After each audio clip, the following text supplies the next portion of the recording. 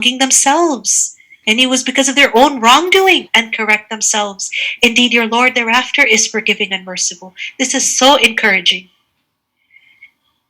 That okay, even if a person has suffered now because of their gratitude living, you have the option of turning back to Allah.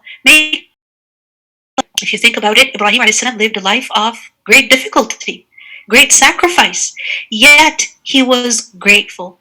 So gratitude blessings, or having things in your life as and when you wish. Gratitude is a disposition. It is the ability to see Allah's favors in the situation that He has put you in. So he was grateful. Allah chose him and guided him to a straight path. And we gave him good in the world. And indeed in the hereafter, he will be among the righteous. Then we revealed to you to follow the religion of Ibrahim, inclining toward truth. And he was not of those who associate with Allah. So if the Prophet ﷺ is to follow his example, we have to follow his example as well. The Sabbath was only appointed for those who differed over it. And what was the Sabbath? That the good things were not lawful for them on a particular day, on the Bani Israel. And indeed your Lord will judge between them on the day of resurrection concerning that over which they used to differ. Invite to the way of your Lord, meaning to Islam. How? With hikmah, with wisdom. Why? Because all people are not the same. Some people need logic. They need deep points. So call people to Allah by presenting solid evidence, wisdom. وَالْمَوْعِظَةِ الْحَسَنَةِ, and good instruction. So there are other people who need things that touch their heart. So use effective stories, examples, encourage them by mentioning virtues and rewards and giving warnings. So discuss with them, but in the best way. Don't turn it into heated arguments.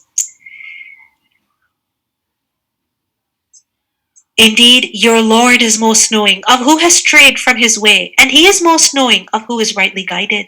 And if you punish an enemy, punish with an equivalent of that with which you were harmed. Meaning, if you must retaliate, then retaliate fairly. Don't become the aggressor in taking revenge. But if you are patient, it is better for those who are patient.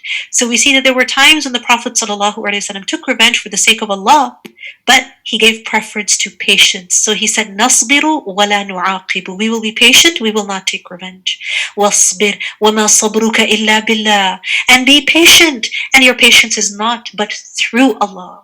And do not grieve over them, and do not be in distress over what they conspire. So sabr can only be from Allah, through Allah. Real sabr is when it allows a person to be patient, because they're able to put their trust in Allah. That, Ya Allah, I will bear this difficulty and I expect the best reward from you. Indeed, Allah is with those who fear Him and those who are doers of good. Inna Allaha ma'al ladina taqaw walladina hum muhsinun. So if we want the help of Allah, then we need to have these qualities. We need to have sabr, we need to have patience, and specifically, we need to have taqwa and ihsan. Because the one who fears Allah and obeys Allah, who listens to Allah, then Allah also helps him. And the one who does ihsan, meaning who does good, uses the blessings that Allah subhanahu wa ta'ala has given them.